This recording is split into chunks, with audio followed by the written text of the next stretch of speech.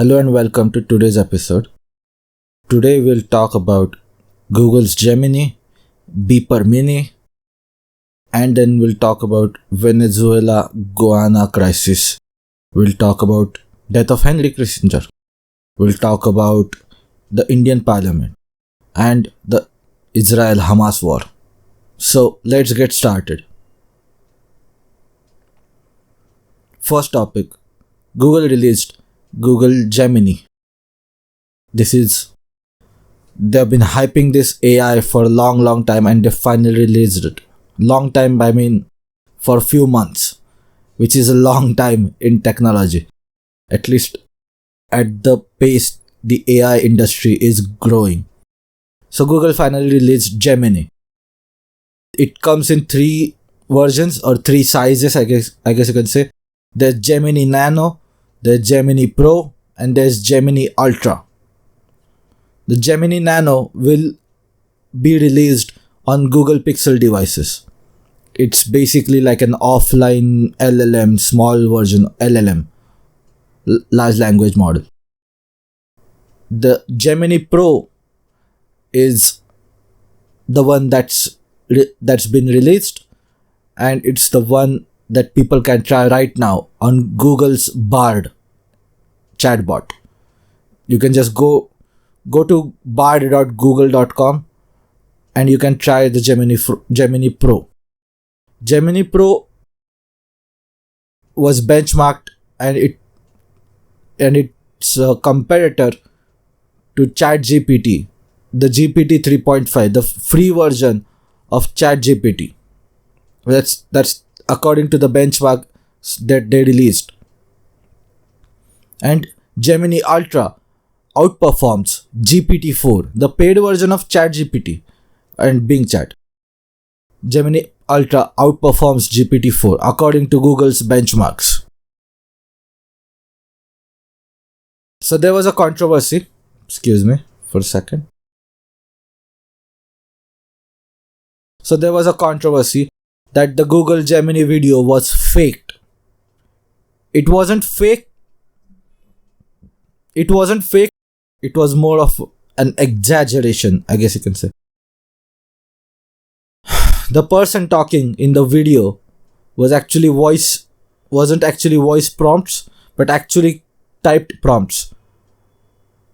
And Gemini was responding to the type prompts, not to the person's voice, as it was shown in the video. And Gemini may not have guessed correctly every single time, so they cherry picked and stitched together. That's what it is. So what happened here? Well, clearly Google is behind. It is common for large tech corporations. They become bureaucratic. It's common for all large companies. If it's a large public company, it's going to slow down on innovation and it's vulnerable to startups for disruption. Why? Because these large companies essentially have bureaucracies. They have HR departments, they have managers and all that. Startups don't really have a lot of those. Startups can disrupt. Startups don't have to worry about their stock price, while large companies, large public corporations have to worry about their stock price. And this is what Google did to Microsoft. Now Google was a public corporation very early on, but it was still a small company, and therefore it had the advantage of speed. And that's what they did. That's how they kept destroying Microsoft in 2000s and early 2010s. They did it with email, they did it with search, they did it with browser, they did it with smartphones, and basically news, calendar, many ways. They disrupted and destroyed Microsoft in 2000s and early 2010s because they had that speed advantage. But right now, Google is the new Microsoft.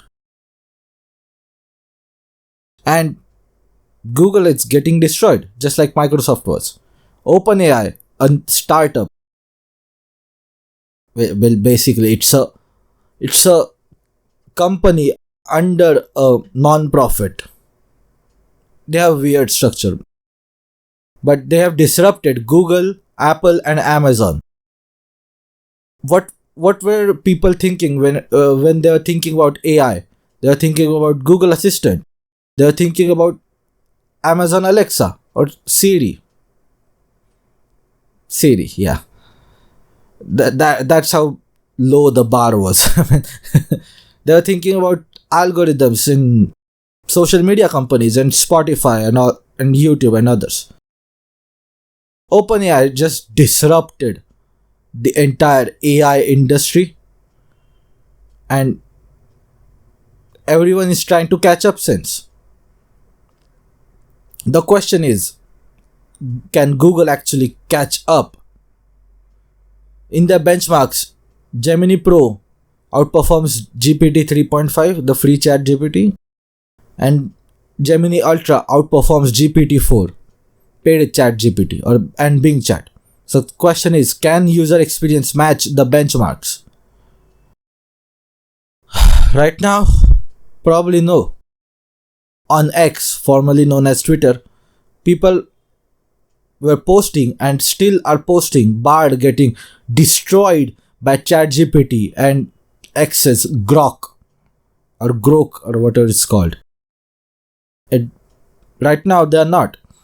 So you see Google's stock price going up when they released Gemini and it came down.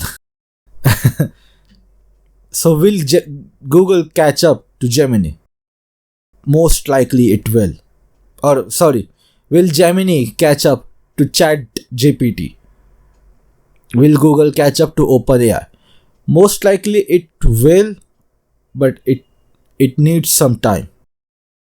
And if they cannot catch up in some time, if they cannot keep up in, say, next 2 years or so,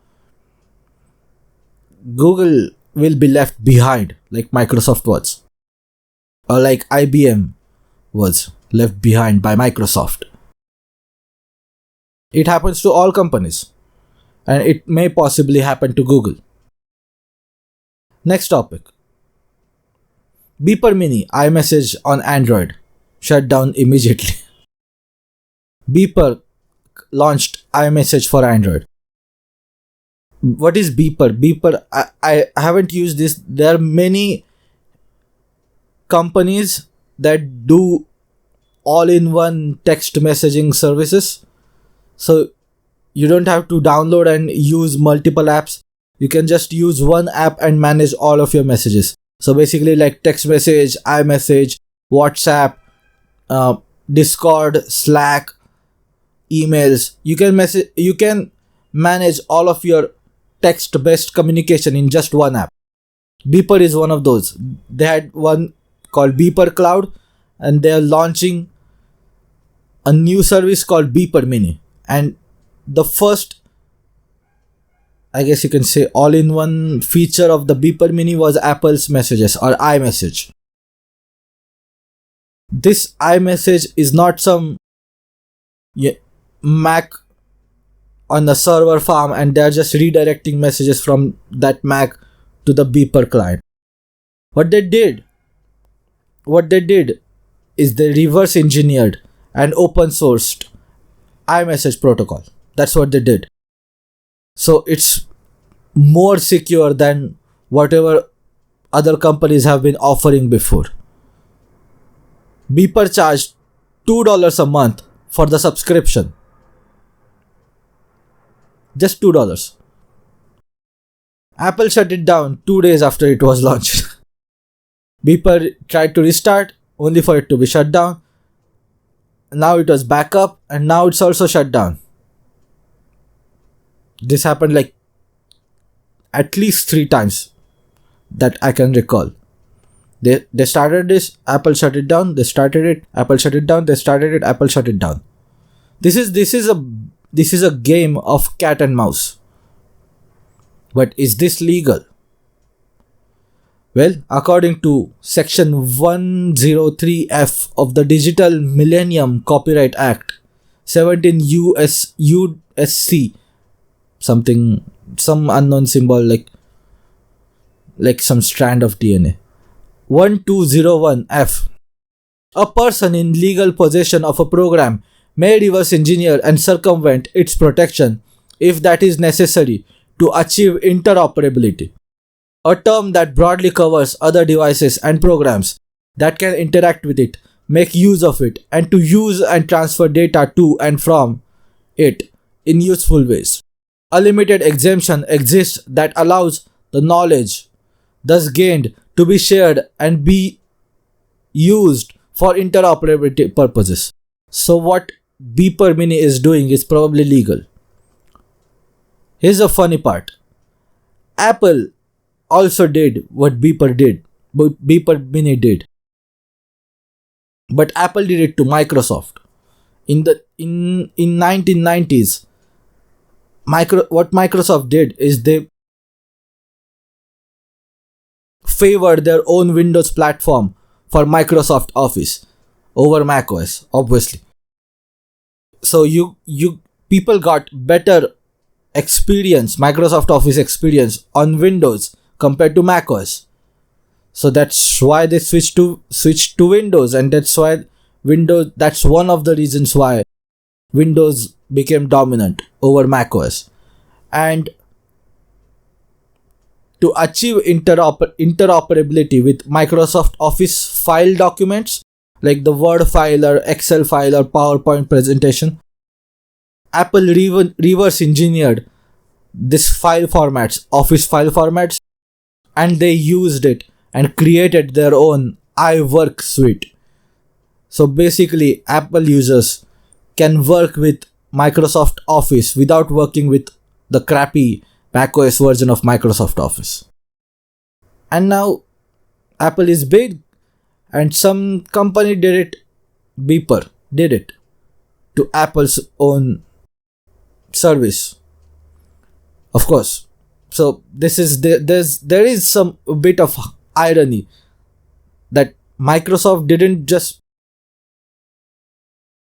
maybe they have gone after Apple for this, but I don't remember it. Maybe they did, but it's kind of ironic that Apple reverse engineered another company's software to achieve interoperability, and now they're shutting down a smaller company that is trying to do exactly what Apple did to Microsoft. They're trying to do to Apple. There's a bit of irony. But here's the thing. With Apple messages, they have to use servers, Apple servers. And Beeper they have reverse engineered it. They're using Apple servers. They're charging $2 a month.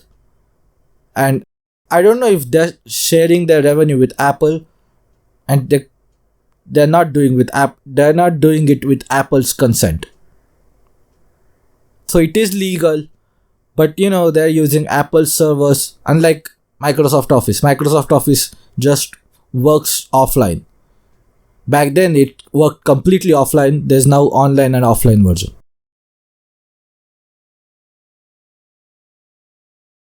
Here's my question. Why do you do it? It's just a status thing. Don't bother. Just use WhatsApp.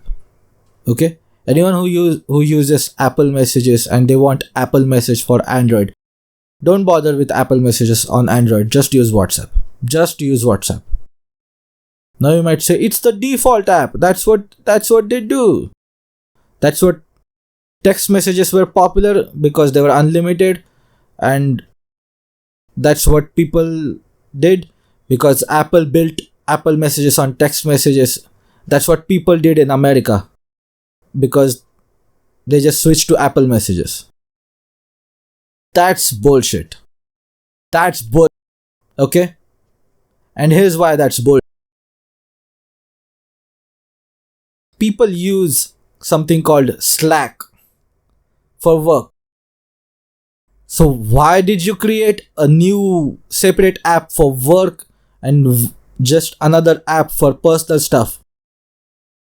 You had email and you had Apple messages, and yet another app was created called Slack. So the same thing happened with Discord, a separate app for gaming.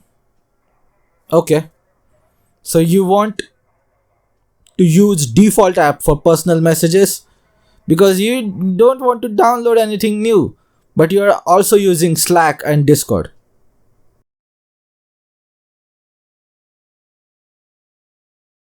And also it's just a status thing. Apple messages, the blue bubbles, because before iPhone was a thing, upper class people used something called BlackBerry messages, BBM.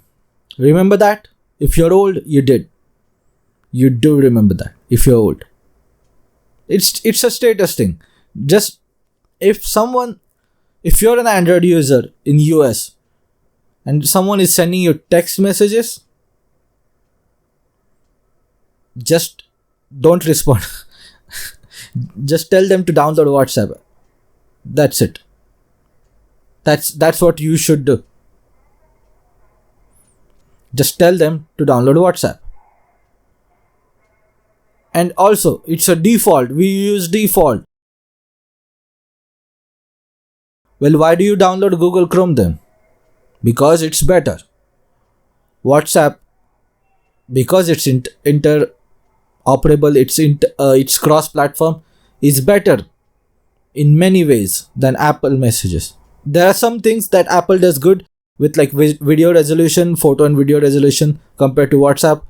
They have Apple messages, games, Apple Pay. There are some things that Apple messages is better compared to WhatsApp.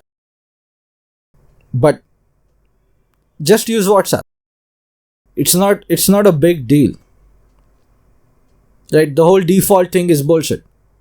Apple Music in many ways is superior to Spotify, and it comes pre-installed on the iPhone. Yet people use Spotify. Many Apple users, they use Spotify, a third-party app. Just if you want to stick to defaults, just stick to defaults. You cannot just say it's the default messaging app and use third-party apps for other stuff. If you want to use defaults, just use defaults for everything. It's a status thing. That's all. That's all. This whole thing is bullshit. I haven't heard a single argument in favor of Apple messages. That's not just an poor excuse for just a status symbol thing. These are all poor excuses for just status symbol thing for blue bubble, green bubble. Don't bother. Just tell them to use WhatsApp or anything else. Signal is there. Signal is probably better one. I don't want to. Here's another excuse Apple users use to not download WhatsApp. It's owned by Meta. That's Facebook. That they want to suck up all your privacy. And they download Instagram, which is owned by Meta, Facebook. What? Only Facebook and WhatsApp are sucking up all your privacy? Instagram is not doing that? That's your argument? I don't want to give more of my data. Okay. Use Signal. Use Telegram. Use anything else.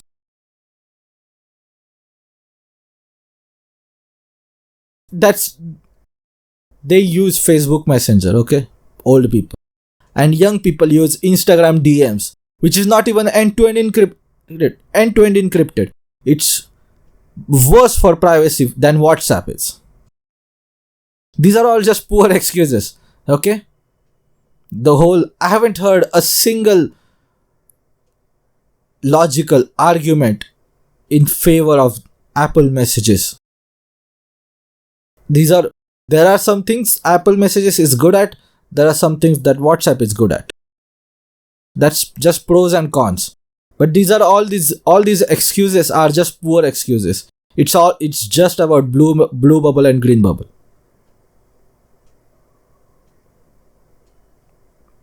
And let me go on another rant if you want. Compare Windows versus Mac to Android versus iPhone.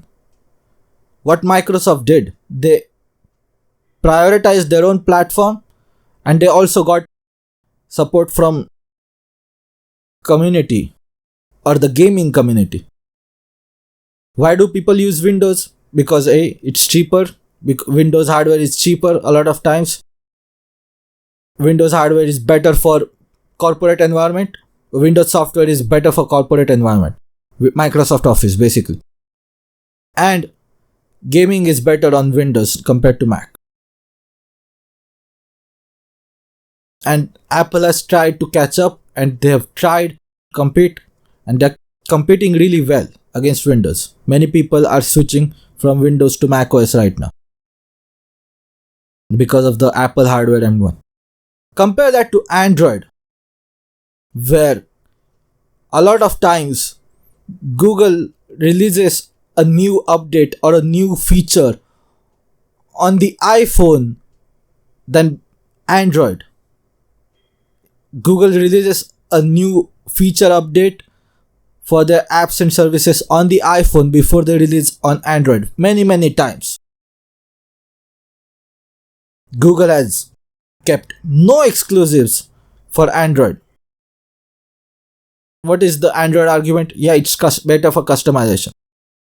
Now imagine Google started playing exclusives with Android, just like how Microsoft did against Mac in the 90s, right?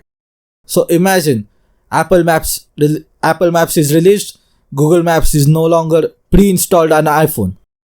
Google just pulls Google Maps and Waze from the iPhone. Do you think do you think Apple Maps was able to compete with Google Maps? Only recently. For 5 to 6 years in between, they were not able to compete against Google Maps. So if Google Maps was exclusive to Android, just like how iMessage and all the iCloud stuff, all the Apple Fitness stuff is exclusive to iPhone. If Google Maps was exclusive to Android, and Waze, which is owned by Google, was also exclusive to Android, Android would have had a much better chance to compete against iPhone. Same goes for YouTube. One of the reasons why Windows Phone failed, because it didn't have Google apps, it didn't have Google Maps, Google Search or Google Chrome, it didn't have YouTube. Same for Nokia, same for Ubuntu and Firefox operating systems. Guess which phone had all of these other than Android? The iPhone. So if Google really wants to compete against Apple, they should start playing exclusives. They should start playing exclusivity, just like how consoles do that. I know it's going to suck for many users. Right now, if you have the money, you just get the iPhone. You get the best of Apple and you get the best of Google. Versus on Android, where you just get best of Google.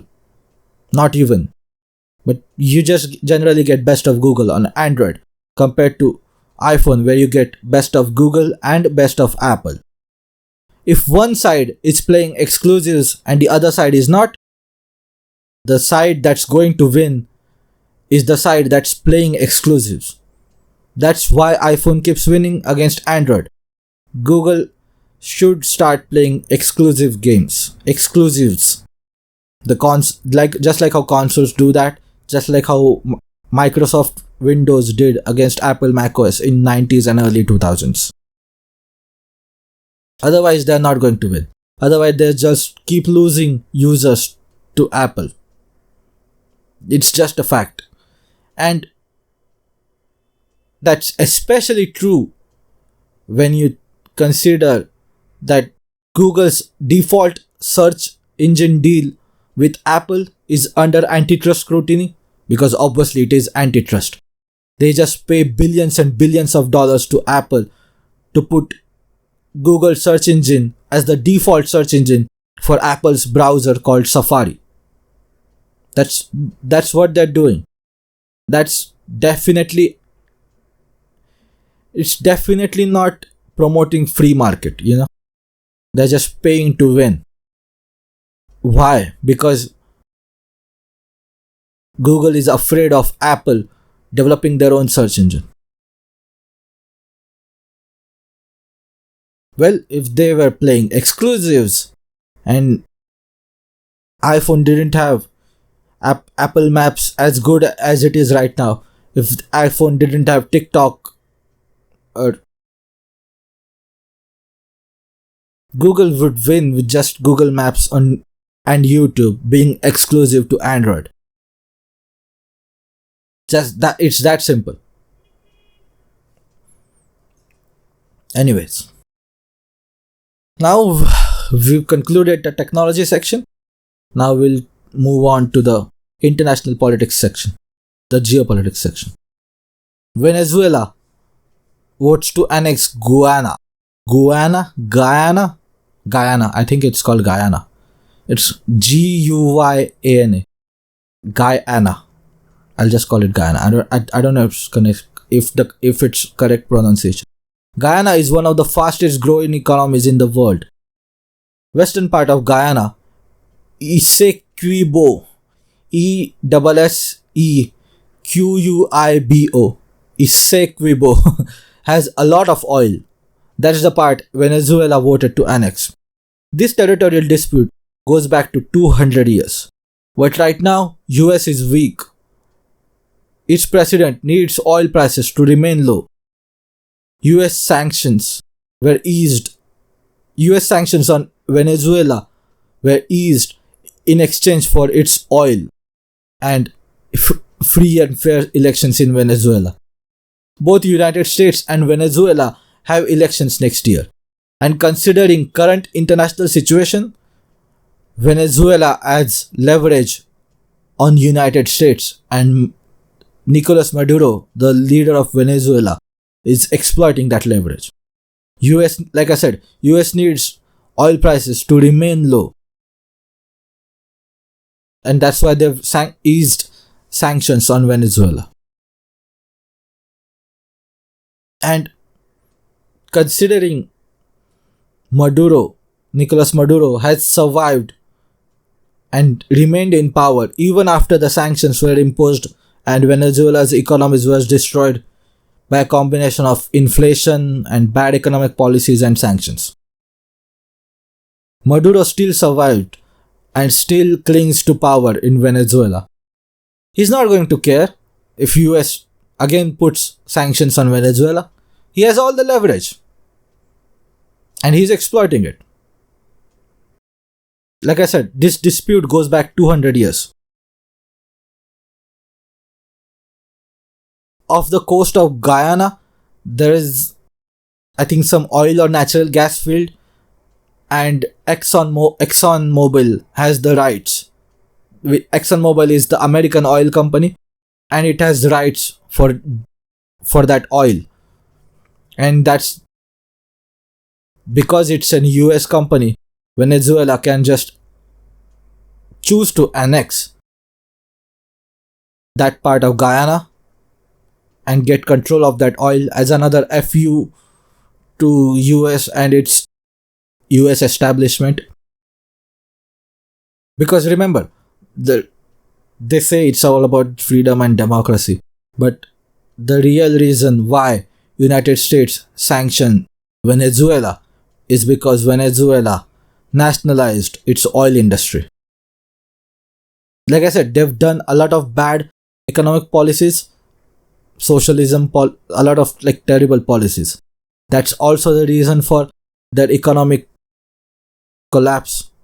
But US sanctions ensured they collapsed much earlier and they stay down and have no chance for recovery.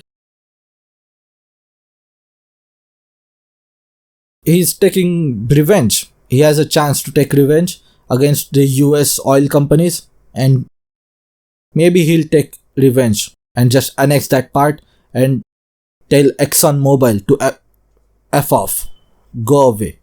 That's what he can do. So anyway, Brazil has increased its military presence on its northern borders. I think Brazil borders Venezuela in the northwestern part and also Guyana, if I remember correctly. Only solution out of this crisis is diplomatic talks. If US gets involved in this on any level, doesn't matter if it's diplomatic talks or if it's military action, it will make things worse for Guyana. Just like it did for Ukraine and now it's doing for Israel. And anywhere else in the world where the United States has gotten involved. And considering US foreign policy, especially about Latin America, the Monroe Doctrine, it's certain that it will get involved and make things worse.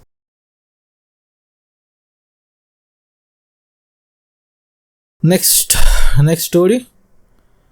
Henry Kissinger is dead. I'll go over this story briefly.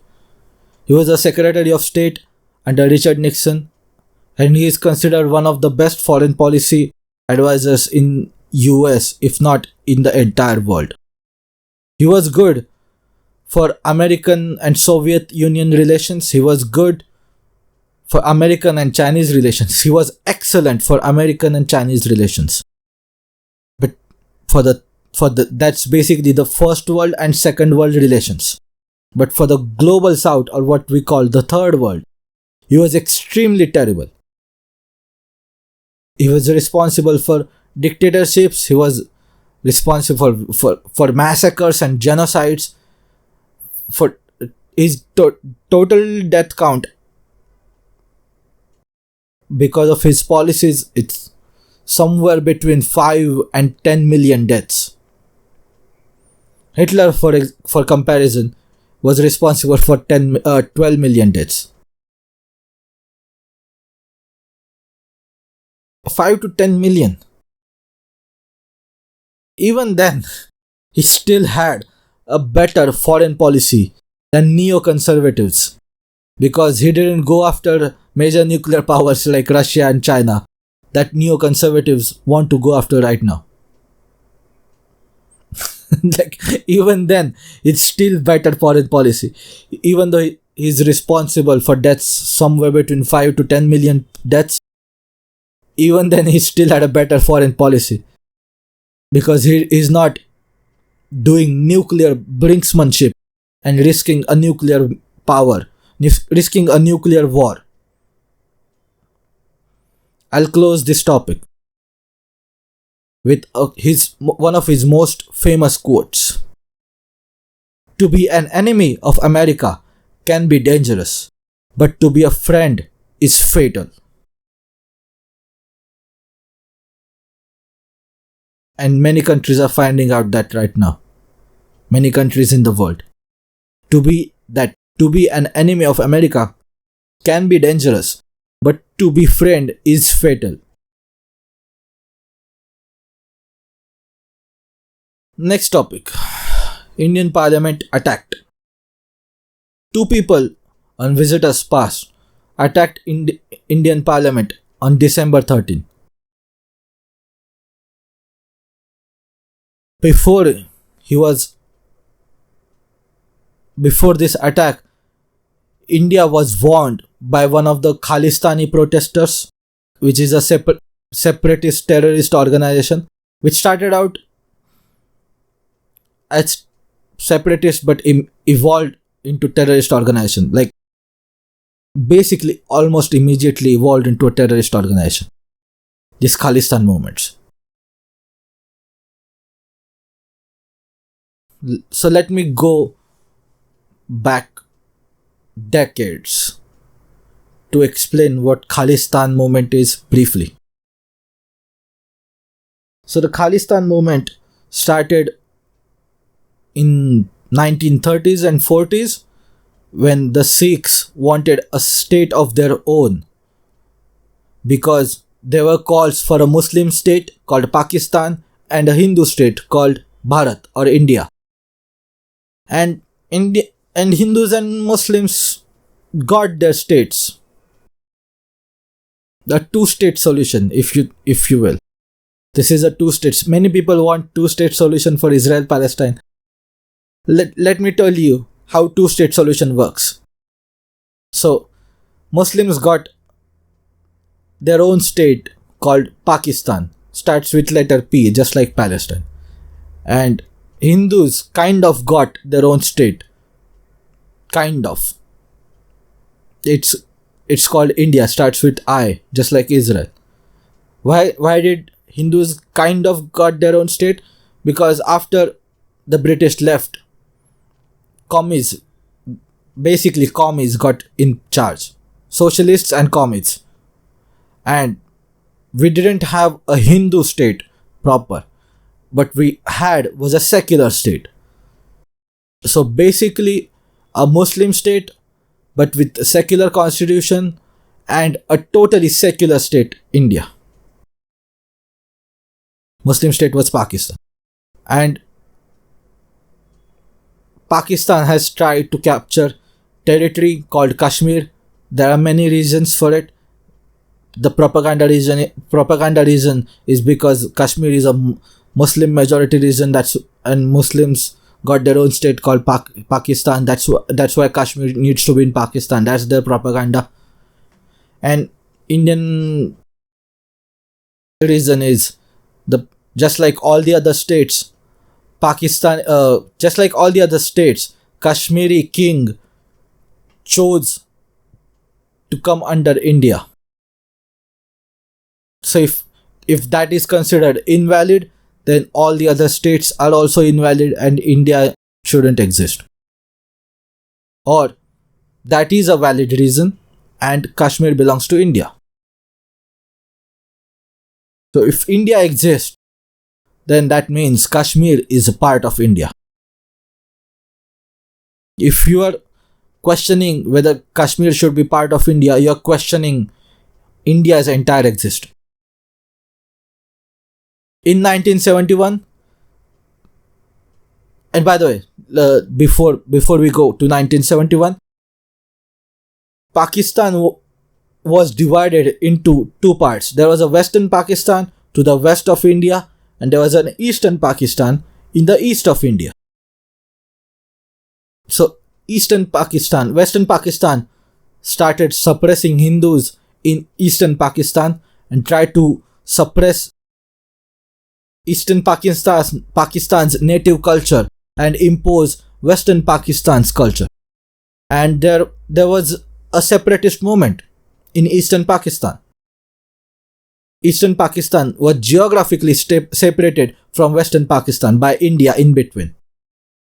And they wanted to be a separate country. There were calls, and Pakistan started committing genocide.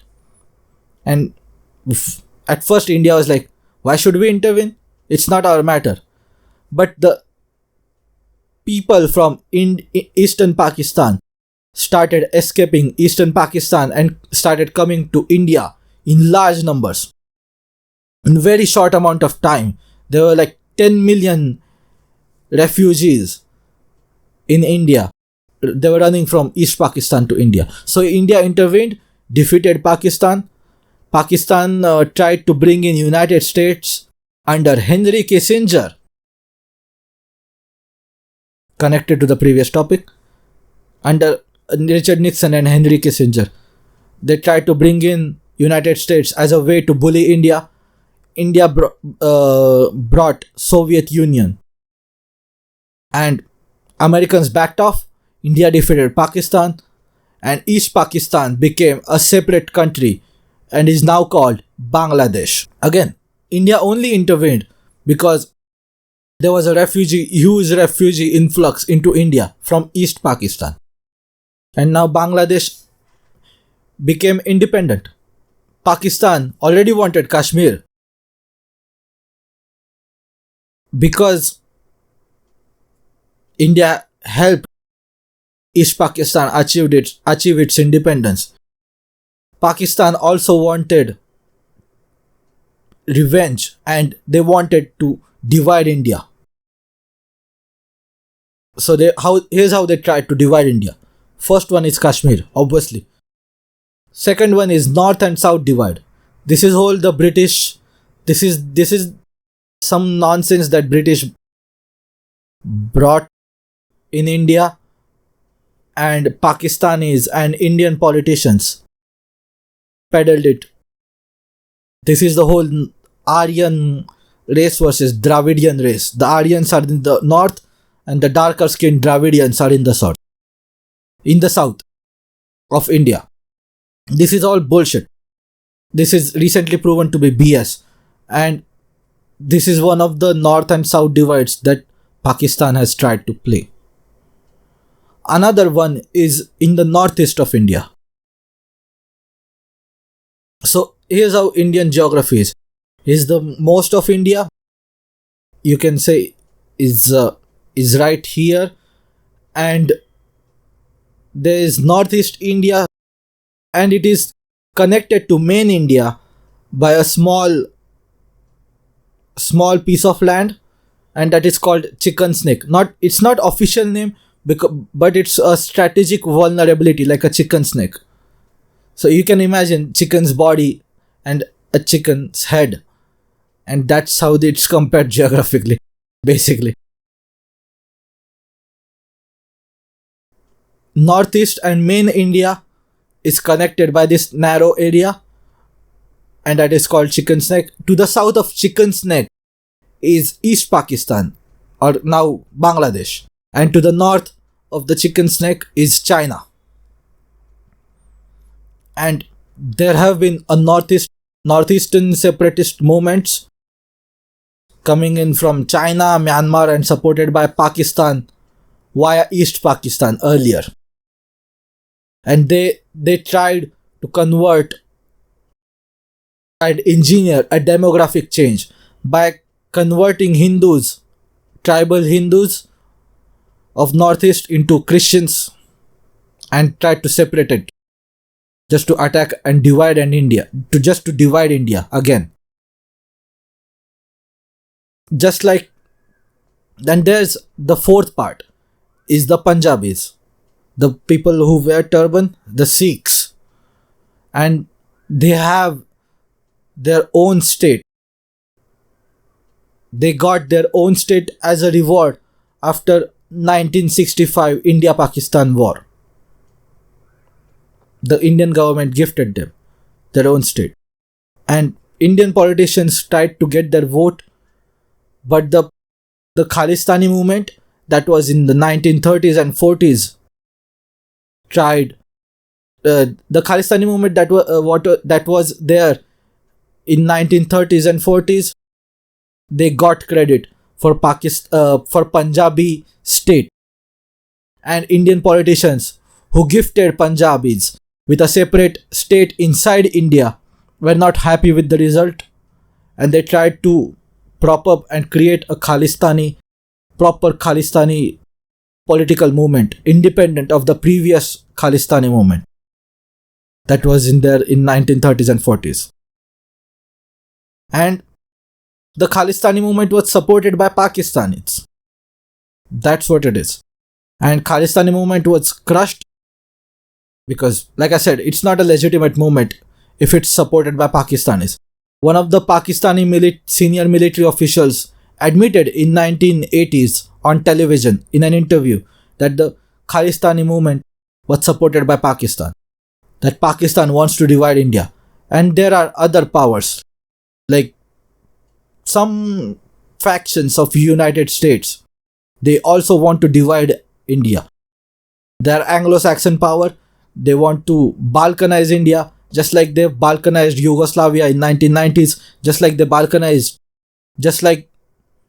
they helped in the balkanization of Soviet Union and collapse of Soviet Union into multiple different smaller countries, and collapse of Yugoslavia into Serbia, Croatia, Bosnia, and all these other countries. They want to do that to India. They want to do that to China. Why do you think they support Hong Kong? Why do you think they support Taiwan? Why do you think they supported Tibet? Because they care about human rights? No. That's what they do. Divide and conquer. Divide and conquer. It's a little bit more sophisticated version of the British strategy of divide and conquer. And Khalistan is one of those divide and conquer strategies. And they're doing it via Pakistan. They're trying to do it via Pakistan. I don't know if they really want to balkanize India at this point. They want a counterbalance to China. Only India can provide and match the manpower of China. There's no other country on earth that can do that. So right now they need India, and if they are successful in conquering China, they will most likely divide India and try to balkanize India. Right now it's just a bullying tactic, but they certainly will. If they can get China under their control, after they will try to divide and conquer India and cause a collapse of India, just like Soviet Union and Yugoslavia. That's certain. That's just history. That's just pattern recognition. I'm not making up conspiracy theories. It's just history. It's pattern recognition. That's what it is. So one of these Khalistani movements, Khalistani separatist terrorists, was assassinated in Canada, and there was a whole fuss about it. This guy called Nijjar, Nijjar. It was covered by many news outlets, and this guy was assassinated. Turns out there's another one called Gurpatwant Singh Pannu, and people have said, why doesn't India go after him? Why is not anyone trying to go after him? Gurpatwant Singh Pannu. Well, Gurpatwant Singh Pannu is hiding in United States, and Indians revealed, but it flew under the radar. But Indian government revealed that Gurpatwant Singh Pannu is a CIA asset or agent somewhere. He's linked to CIA. I think he's an asset, but he might be an agent. And makes you wonder if the Khalistani that was assassinated in Canada was an asset or an agent of Canadian Intelligence Agency, CSIS. Maybe he was. There have been speculations. We don't know. That's why, and if he was, that explains why Canadian government and Justin Trudeau was angry about his assassination. So anyway, Gurpatwant Singh Pannu threatened to attack Indian Parliament on or before December 13. And what happens on December 13? Indian Parliament was attacked. Now, it wasn't a bomb blast. Thank God. Thank you. It wasn't a bomb blast or something dangerous. It was a smoke grenade. But nonetheless, Indian Parliament's security was compromised and it was attacked. Just like Pannu said, the CIA agent or asset who's pretending to be a Khalistani separatist activist, as they call it. You will see all these Western news outlets calling these Khalistani terrorists as activists, even though they are funded by Pakistan.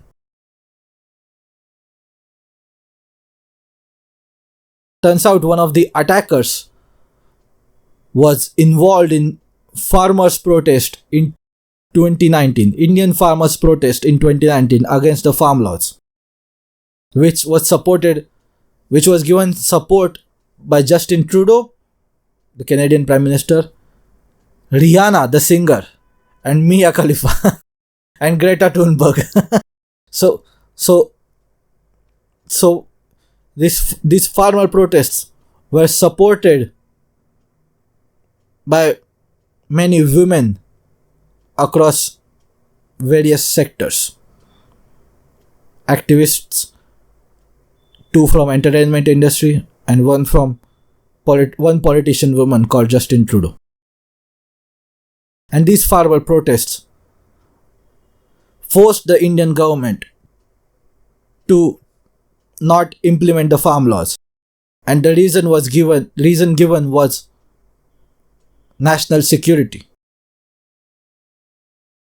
And many have speculated these farmers' protests had, it's not even speculation at this point, it's obvious that these farmer protests had Khalistani terrorists embedded in those protesters.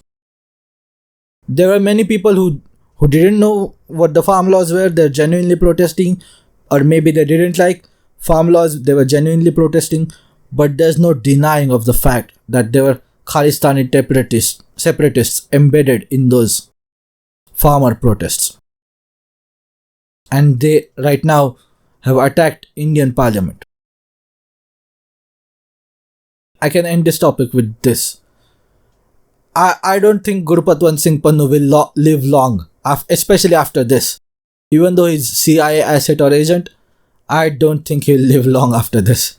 That's all I can say. Last topic, I'll give some updates on Israel-Hamas war. This is the titular topic. UN Chief Antonio Guterres invoked UN Article 99 for the first time for Israel-Hamas war. Article 99 states, the Secretary General may bring to the attention of the Security Council any matter which, in his opinion, may threaten the maintenance of international peace and security, which Israel-Hamas war does. US, using its status as permanent member of UN Security Council, vetoed UN bid to call for a ceasefire. The Muslim world is now extremely angry with US. The populations are angry and the elites are also angry because they have been boxed in going along, whether to go along and publicly support Israel or to side with the population who are extremely angry. Israel has asked Hamas to surrender, saying Hamas can't win. Israeli Prime Minister Benjamin Netanyahu asked Hamas to surrender. And it's obvious that Hamas can't win on its own. But what if other powers get involved? What if Hezbollah or Houthis? Hezbollah is in Lebanon, which is to the north of Israel, or the Houthis, which are quite little far away from Israel. What if they get involved? What if Syria gets involved? What if Iran gets involved? What if Turkey gets involved? Right?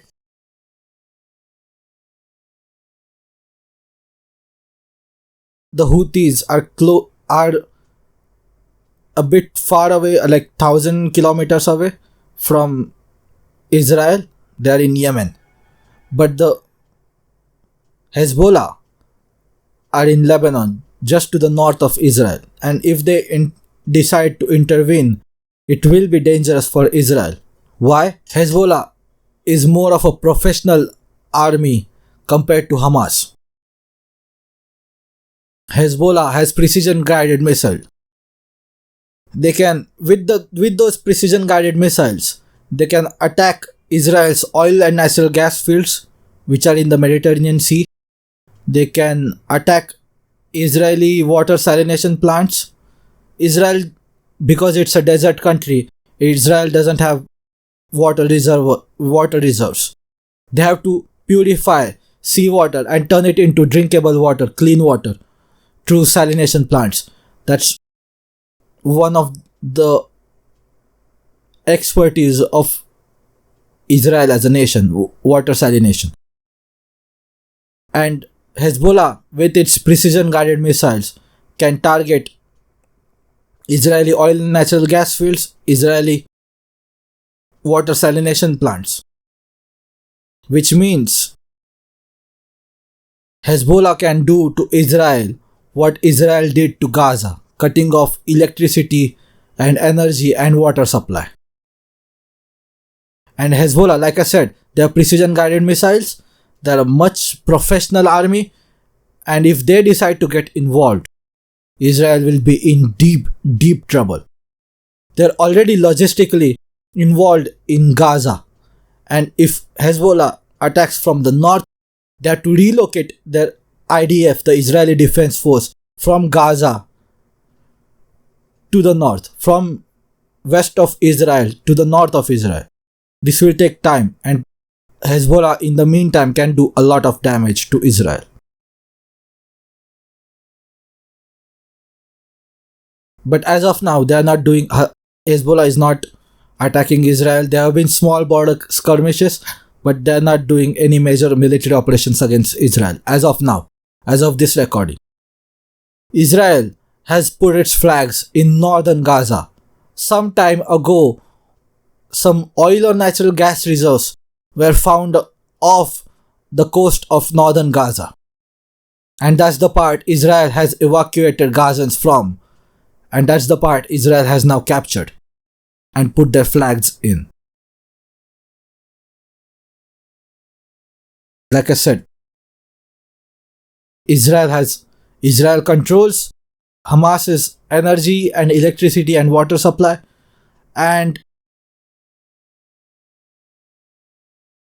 these these oil or natural gas reserves found off of the coast of northern Gaza would have made Gaza energy independent. And because Israel has captured northern Gaza, that means Gaza is not energy independent anymore.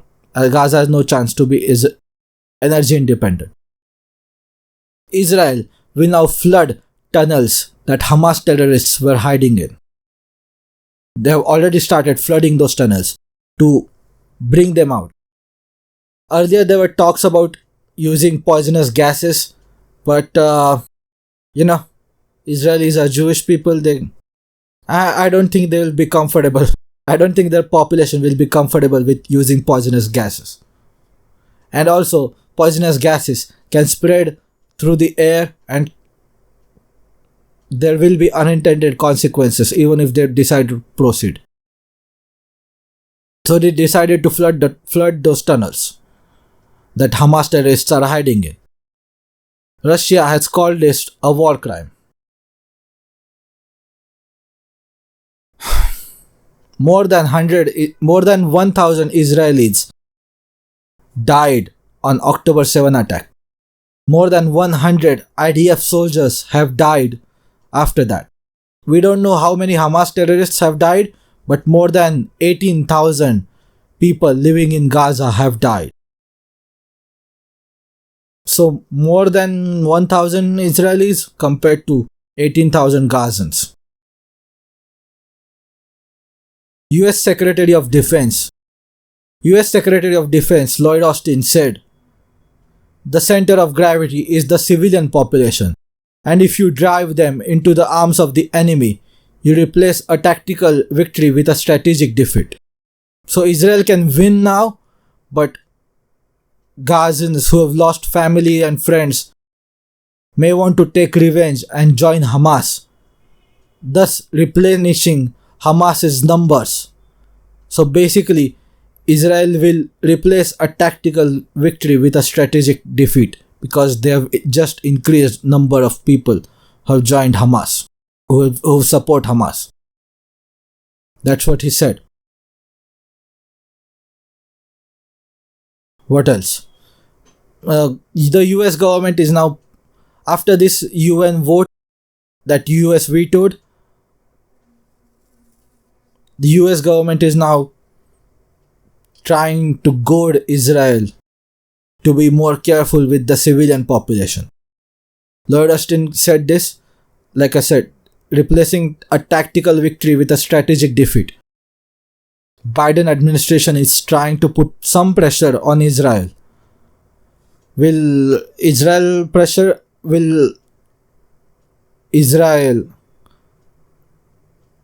be more careful with civilian populations because of US pressure? Under Netanyahu government, who's really, really desperate. Netanyahu's whole pitch was, only I can protect Israelis. and this October 7 attack, he has no political credibility left. His approval ratings are like 4% or something like that. I don't remember the exact number. His approval ratings is like 4%. He's extremely unpopular right now. Netanyahu is, and people want him gone. Israelis want him gone. So will Israel answer the calls for ceasefire? Right now it seems unlikely. And right now the violence will probably continue. Will this escalate? Will Hezbollah enter the battlefield? I don't know. I can't tell. Will Turkey enter the battlefield? Mostly not possible. Turkey is a NATO member and I don't think Turkey will get involved. But like I said, I don't know. I cannot predict future at this point. Situation is too volatile. I cannot predict future. It's hard to predict future at this point. So anyway, thank you so much for tuning in. If you like this, share it with people who also might like this. If you have any feedback, just let me know in the comments. If the comment section is available on the podcast platform of your choice. Thank you so much for tuning in, and I'll see you guys very, very soon.